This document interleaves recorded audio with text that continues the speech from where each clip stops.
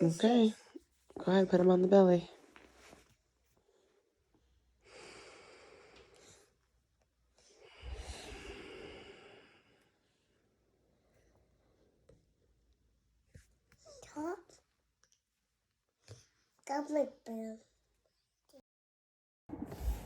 I am so tired. Like I can't even function. I just want to nap all day, and still when it's time for bed, I want to sleep like 12 plus hours. This first trimester is rough. I don't know how I'm gonna make it through. What am I, like 7 weeks? So I got about 9, 10, 11, 12. Was that 5 more? Math is not my jam, but pray for me.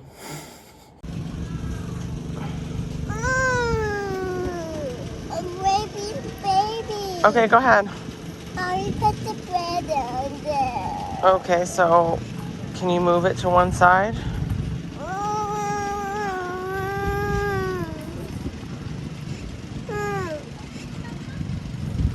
You want to give kisses, Irie? Okay, there's enough. Give kisses, give kisses. Thank you.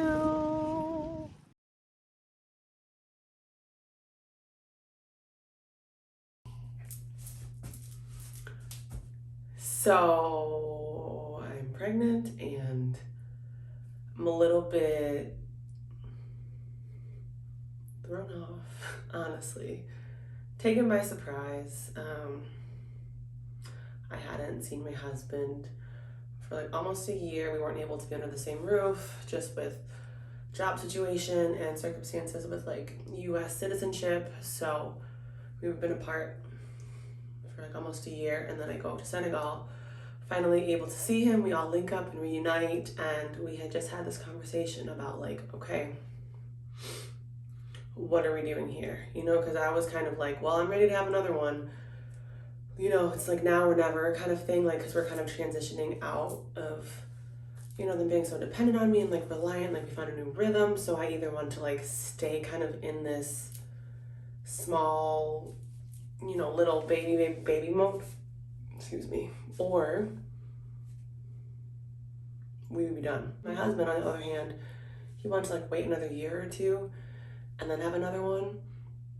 And we kind of were like not seeing eye to eye, but then it clicked and I was like, you know what? We should wait. Definitely we should wait. You know, I got a lot going on, my business is growing.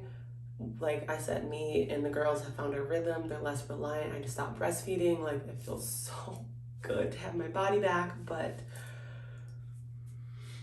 the universe and God had other plans because I go over to Senegal after almost a year of not seeing him, and like I'm really in tune with my body. Like I know when I'm ovulating, I know my cycle, like I know all of the things, like, and we waited past the window, and even, yeah, we weren't trying at all, but I ended up having a baby or becoming pregnant. So I think it was inevitable.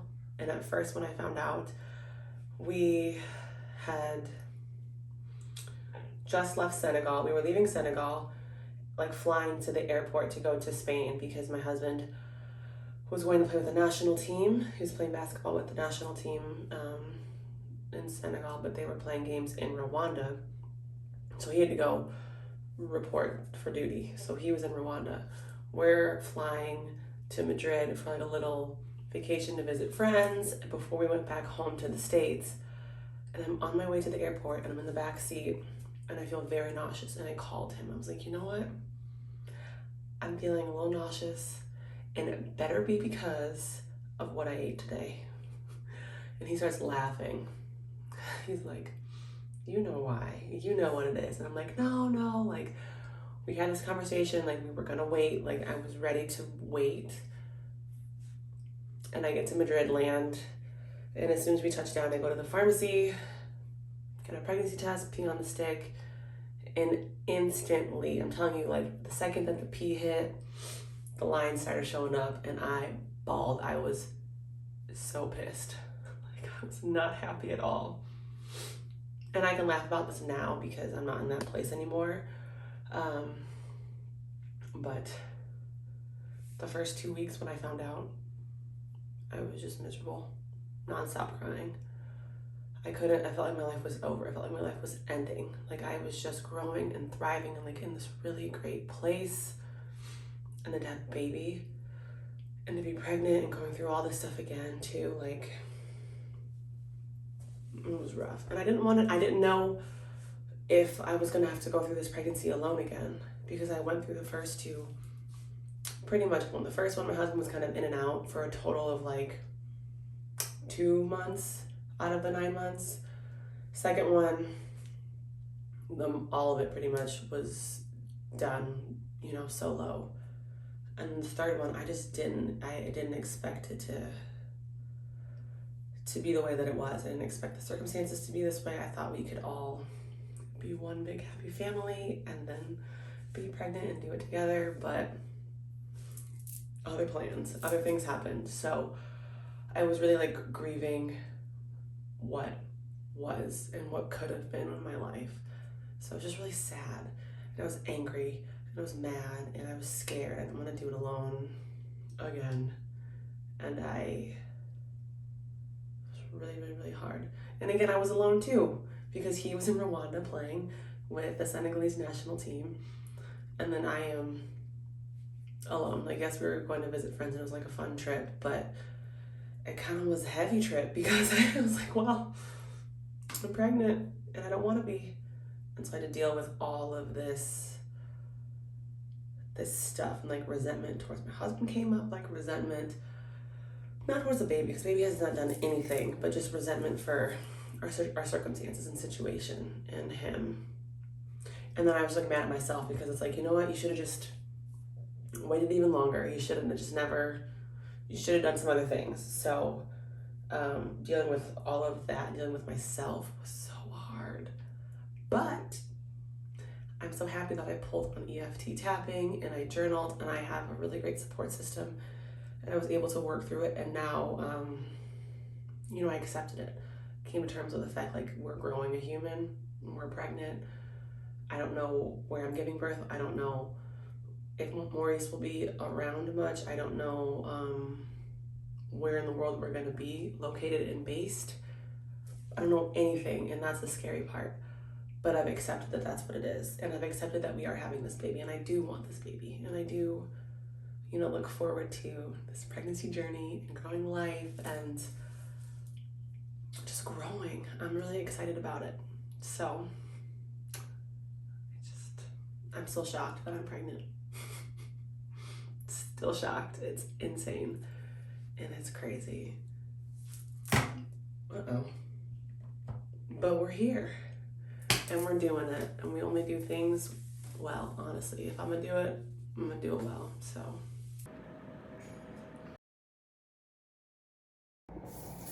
We're 8 weeks today, baby, which is just insane, because these last 4 weeks have been rough. I've just been so tired, but I finally got some support from my body. I've been doing some sea moss. I have my herbs and pregnancy tea, which I think I'll make a video on that, just to share the different herbs and teas that I love to drink to support my womb and my body.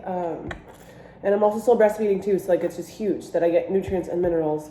So the sea moss and the herbs together give me that, along with my prenatal vitamins and stuff. But yeah, I got energy today. I got dressed, as you can see. Oh, sorry. You want to be in here? Come on. And I don't know. It's been really tough. So if you're hitting a little slump, I'm gonna maybe make a video about just ways to get your energy up in early pregnancy, because this first trimester can be. Hey, you got your own smoothie. It's the same thing in your cup. This first trimester can be rough, all the way rough. You need more? Yeah, I put my sea moss in my smoothie. Game changer. That way it's hidden and you don't taste it or whatever. It's just easy. But yeah, just popping on. Today's a good day. was not always good. These last 4 weeks, between the tantrums and the crying and my grumpiness and my crying and, my sadness and anger and all the stuff that's been coming up. Excuse me. It's in here. You have smoothie in there. Yeah, but it's okay. I'm fully equipped. I went back to basics. I went through my own resources that I teach my clients, right? Like I was reading my own books. I was going back through different courses.